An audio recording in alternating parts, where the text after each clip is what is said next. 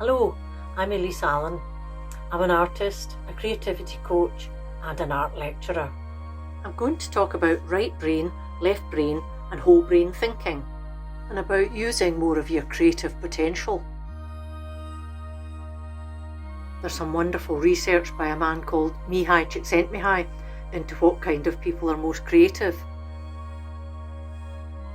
In fact, he discovered that highly creative people have complex personalities rather than being one particular type or one-sided. He describes them as being capable of alternating between opposite modes of being.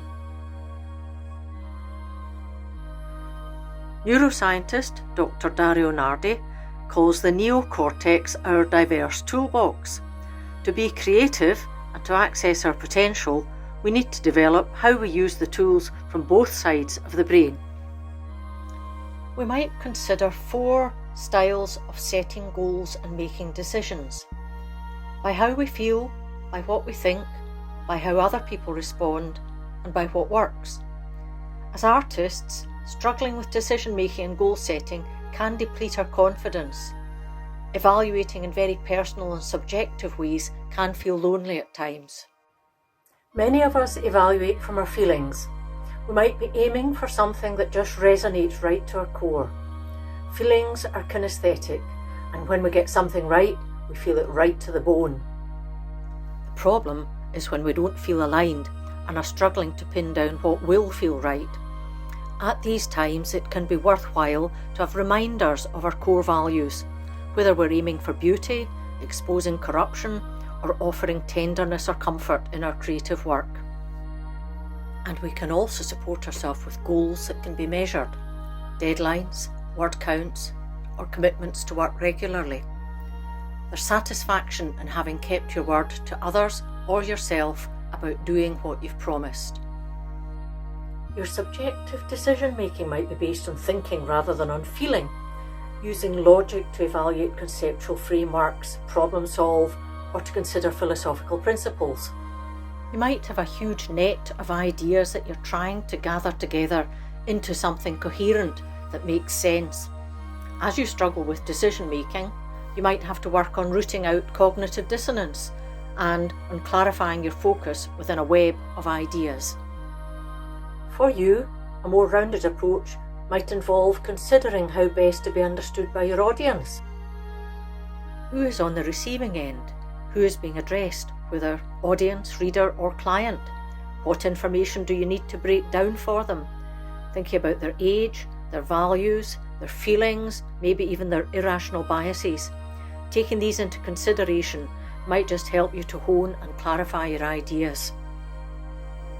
Even though both sides of our brain are necessary for just about everything, in our culture, the decision-making, goal-oriented left neocortex is considered the side that is and should be in charge. But it has been suggested we might have it the wrong way round. Ian McGilchrist writes of the left hemisphere reaching out to grasp and use, while the right hemisphere just reaches out. When we begin to move away from that left brain desire to pin things down and come more from the right hemisphere, we begin to have access to what some might call the depth mind. Dr. Nardi describes the right neocortex as being more open-ended, becoming active when brainstorming, pursuing input, reflecting, feeling various ways, and attending to where the person is in a process. Because it lacks a filter, this process is highly accepting of new data and can get distracted or fail to fulfill goals. The lack of a filter is a key to any kind of creativity. It's like a door opening to let vast amounts of potential in. But as Jill Bolte Taylor has said, for many of us, once we've made a decision, then we're attached to that decision forever. With practice, we can get better at moving more freely between the containment of our certainties and the infinite unknown. In our hurry for answers and to achieve objectives, we can filter out our potential for discovery. Decisions based on what we already know are really helpful for productivity, but they reduce our creativity and even our capacity for observation. The left brain immediately passes from experience to labelling the concept, an attitude of "I already know that." In fact, we learn to draw more accurately when tricked out of knowing what it is that we're drawing. For example, by copying an image that's upside down. We learn to draw by paying attention to what we don't yet know. If you're wanting to access more of your right brain perspective, you might first find that you have to calm any anxiety that you feel about diving into the unknown. Learn to postpone decisions and evaluations while you're exploring. Perception can be sensory or it can be intuitive, and it can be about drawing on past experience, giving your full attention to the present, or imagining future possibilities. There are many activities that activate the right brain. Here are a few to consider. Respond to whatever is right in front of you without looking at what you're producing.